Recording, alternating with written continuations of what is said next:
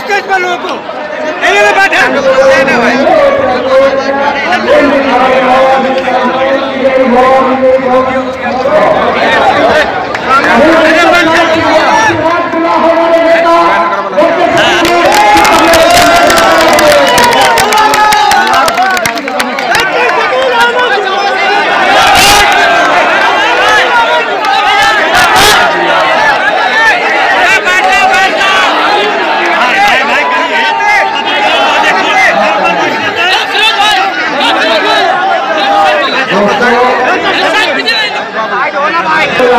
आपको बताना चाहता हूँ कि आज ऐसे नॉमिनेशन की क्यों जरूरत पड़ी। ये जब आप जान लेंगे तब आपको फैसला करना है। मैं सबसे पहले जो लोग यहाँ इकट्ठा हुए हैं उसको दुआ देने के लिए, उसको आशीर्वाद देने के लिए, मैंने अपने ख्वाब में भी नहीं सोचा था कि मेरे नॉमिनेशन में इतनी बड़ी तादाद में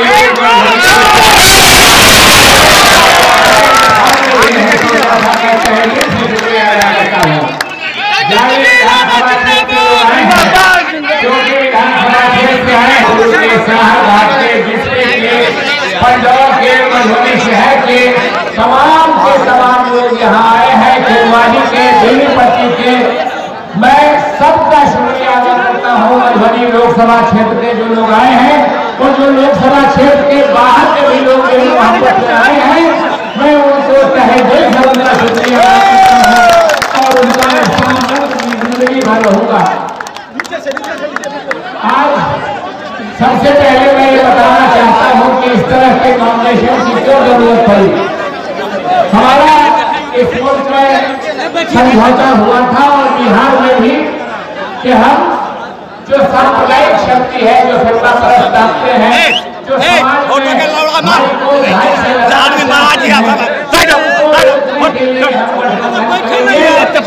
में जब राष्ट्रीय का समझौता कांग्रेस पार्टी कहती थी कि ये सीट हम लेंगे, राष्ट्रीय जनता दल कहती थी कि ये सीट हम लेंगे। जब 2 दिन तक रुका रहा मामला तो मैंने खुद आगे बढ़ के बयान दिया कि अभी नहीं है, अभी वक्त है फिरका परस्त ताकतों को कुचलने का, इसलिए मैं अपनी उम्मीदवारी वापस लेता हूँ। आप जिसको चाहिए उसको ये दीजिए। और अब्दुल बारी सिद्दीकी साहब यहाँ से आए, बदकिस्मती से हमारे गठबंधन के वो जीत नहीं पाए। उसके पहले भी 2009 में हम दोनों लड़ गए थे, क्योंकि मैं यहाँ सिटिंग एमपी था और इलेक्शन के 3 दिन पहले उनका नॉमिनेशन हुआ तो हम दोनों हार गए थे। लेकिन मकसद सिर्फ एक था,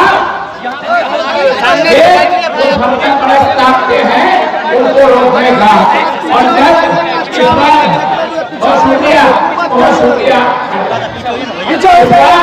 जब समझौता हुआ और मधुबनी की सीट चली जाती तो हमको कोई तकलीफ नहीं थी। लेकिन मधुबनी की सीट एक ऐसी पार्टी को चली गई जिसका मधुबनी में एक वर्कर नहीं है, मधुबनी में एक नेता नहीं है। और उसी दिन तय हुआ गया कि अगर हमने मुखालफत नहीं की, हमने आगे बढ़ के बात नहीं की, तो ये सीट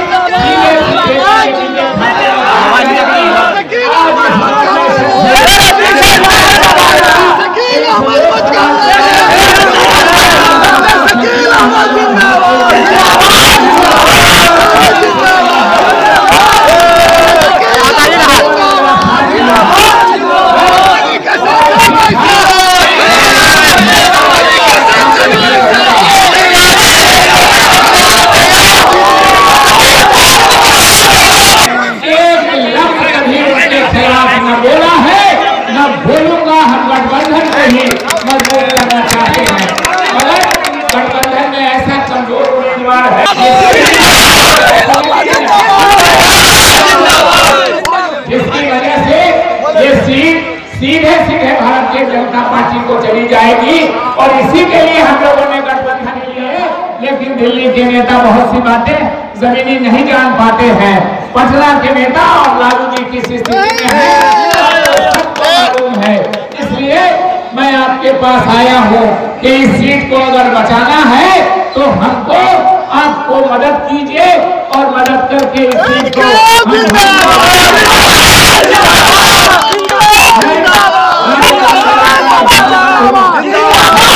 कांग्रेस के सदर राहुल गांधी जी का एहसानमंद हूँ। उन्होंने आखिरी वक्त तक मेरे लिए टिकट की कोशिश की, लेकिन जब आप 3, 4, 5 पार्टी बैठते हैं तो कहीं कहीं देर हो जाती है, और कुछ देर हो गई थी। रात 1:30 बजे तक मैं माइक पे बोल रहा हूँ। राहुल गांधी जी से मेरा एक तरह से तबादला ख्याल रात 1:30 बजे तक मधुबनी में रहते हुए होता रहा, और मैंने उनको और उनके जो नजदीक के लोग हैं उनको भी बता दिया। रात अहमद पटेल साहब का भी फोन आया था और हमने बताया है कि हम नॉमिनेशन करके फिर बात करेंगे, और यकीनी जो मधुबनी की आवाम की मोहब्बत है उसका हम अगर कुछ पीछे हटते हैं तो हम पर से लोगों का एतमाद उठ जाएगा। इसलिए हम आपसे बचाना है फिरका प्रस्तावकों से।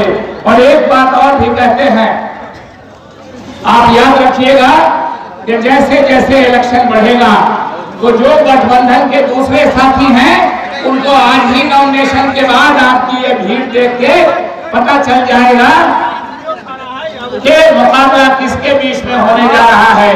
तो गठबंधन के साथी जो लालू यादव जी के हिमायती हैं, जो कांग्रेस के हिमायती हैं, मैं शुक्रिया अदा करना चाहता हूं। कांग्रेस का लगभग सभी जिले के नेता मेरे साथ कंधे से कंधा मिलाकर चल रहे हैं। शुक्रिया अदा करता हूं। और इसीलिए जो गठबंधन के दूसरे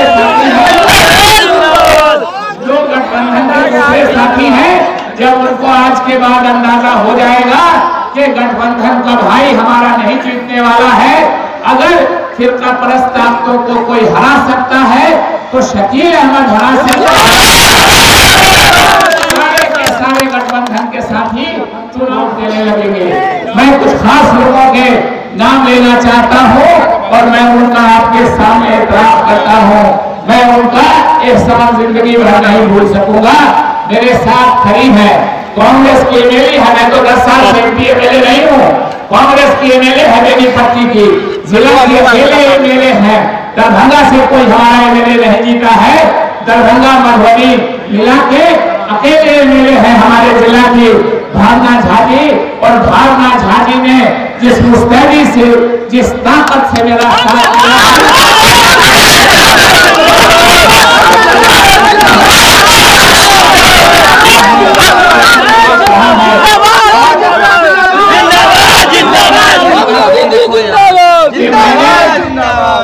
दिया, दो सीट नॉमिनेशन का फाइल किया है। पहला सीट मैंने कांग्रेस उम्मीदवार की हैसियत से फाइल किया है, पहला सीट। और दूसरा सीट मैंने जो पहला 2 सीट फाइल किया है वो कांग्रेस के कैंडिडेट की हैसियत से फाइल किया है। जो दूसरा सीट है वो मैंने निर्दलीय फाइल किया है और इसी इलाके के लोगों ने मेरा सपोर्ट किया है। इन दोनों को फाइल करने की वजह क्या है ये मैं आपको बताता हूं।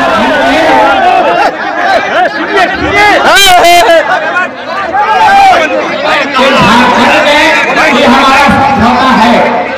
झारखंड राज्य बगल का राज्य है आपके, उसमें 14 सीटें हैं कुल पार्लियामेंट की। 14 में जब बंटवारे में 7 सीटें हमारे हिस्से में आई, 4 सीटें जो झारखंड मुक्ति मोर्चा पार्टी है उसके हिस्से में आई, 7 और 4 11। 2 सीट वहां जेडीएम के चीफ मिनिस्टर थे बाबूलाल मरांडी, उनके हिस्से में आई, और लालू जी की पार्टी राष्ट्रीय जनता दल के हिस्से में 1 सीट आई। तो 7 और 4 11, 2 13, 1 14 सीट है, वहां ये तय हो गया।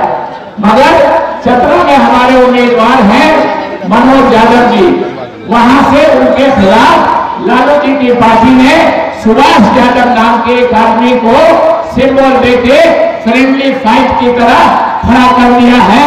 मैंने राहुल गांधी जी को और कांग्रेस के नेताओं को कहा है कि अगर चतरा में आरजेडी से फ्रेंडली फाइट हो सकता है तो यहाँ वीआईपी पार्टी से क्यों फ्रेंडली फाइट?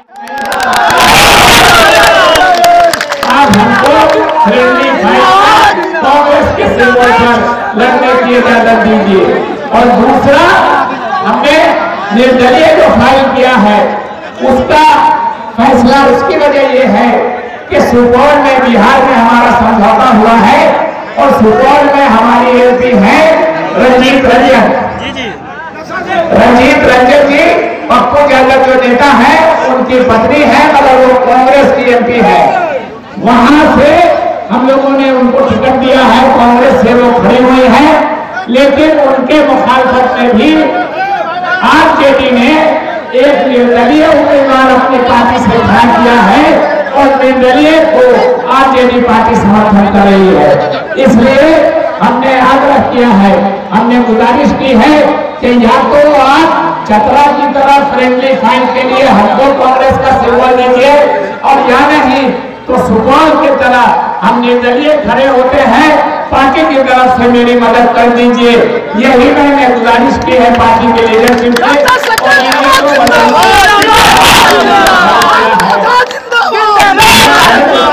बातचीत कर रहा हूँ, मुझको पार्टी अगर देती है सिंबल पे तो मैं सिंबल पे भी लड़ूंगा, और मुझको पार्टी कहती है कि आप सपोर्ट करेंगे, आप आगे बढ़िए, तो मैं निर्दलीय भी चुनाव लड़ूंगा। ये मैं आप लोगों से बताना चाहता हूँ और गुजारिश करने आया हूँ। एक बात कभी कभी होता है चुनाव लड़ने में, कभी कभी सुनिएगा, अभी कांग्रेस के लगातार लोग बिहार कर रहे हैं कि हम सब लोग आपके साथ हैं और चुनाव नजदीक आते आते हम सब लोग आ जाएंगे। लेकिन कभी कभी होता है इलेक्शन में कि आप तो सोच रहे हैं, एक बार खबर आएगी कि शकील अहमद को कांग्रेस से हटा दिया गया, एक बार खबर आ सकती है कि भावना झा को कांग्रेस से हटा दिया, तो उससे घबराने की बात नहीं है। मैं आपको मिसाल देता हूं, उससे घबराइएगा नहीं। तारिक अनवर साहब हमारी पार्टी के एमपी के कैंडिडेट हैं, अभी कटिहार में लड़ रहे हैं। आप सब लोगों को जानकारी होगी कि सोनिया गांधी जी की शहरियत के मामले पे तारिक साहब कांग्रेस छोड़ के चले गए थे। आज 19 सालों के बाद कांग्रेस में फिर आ गए और कांग्रेस के टिकट पर वो चुनाव लड़ रहे हैं। इसलिए चुनाव में ऐसा होता है, उसकी ज्यादा परवाह नहीं करनी चाहिए। उदय सिंह पूर्णिया से हमारे पार्टी के कैंडिडेट हैं, आज की तारीख में चुनाव लड़ रहे हैं। उदय सिंह जी पहले कांग्रेस में थे, लेकिन उसके बाद चले गए बीजेपी में, 2 बार वहां एमपी रहे और फिर लौट के कांग्रेस में चले आए। आज पूर्णिया से हमारी पार्टी को कहना चाहता हूँ कि कोई अगर मुखालिफ की भी खबर आए तो कोई कीर्ति झादार जी 3 बार के इसी दरभंगा से बीजेपी के एमपी थे, कांग्रेस में चले आए, आज धनबाद से कांग्रेस के उम्मीदवार की हैसियत से लड़ रहे हैं। इसलिए अगर कोई ऐसी वैसी खबर आए तो दिल छोटा करने की बात नहीं होनी चाहिए। शकील अहमद कांग्रेसी था, कांग्रेसी है और कांग्रेसी रहेगा।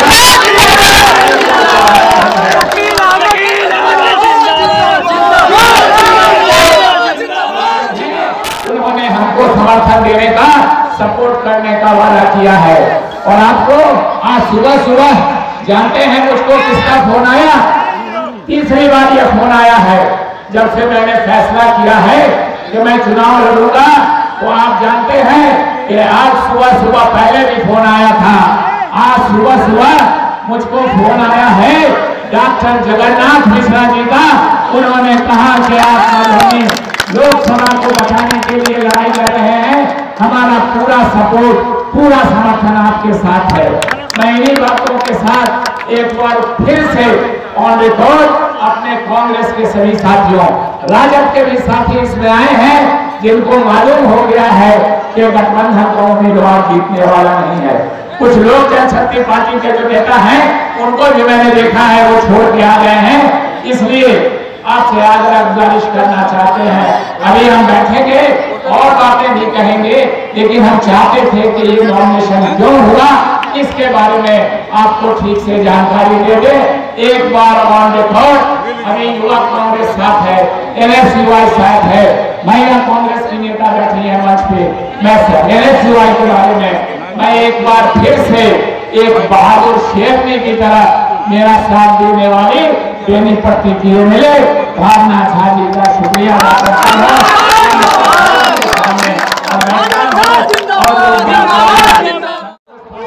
यहाँ है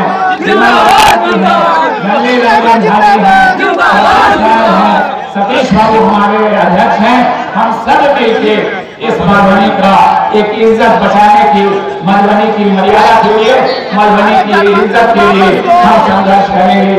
हम एक तरह से आपसे वादा करते हैं कि मैं 34 सालों से MP मेरे हूँ, मैं भारत सरकार में मंत्री रहा, मैं सांसद रहा, लेकिन मैं कसम खाता हूँ कि मैंने कोई ऐसा काम नहीं किया जिससे मधुबनी लोकसभा क्षेत्र की जनता के आंख नीचे हो। ये मैंने कभी नहीं किया।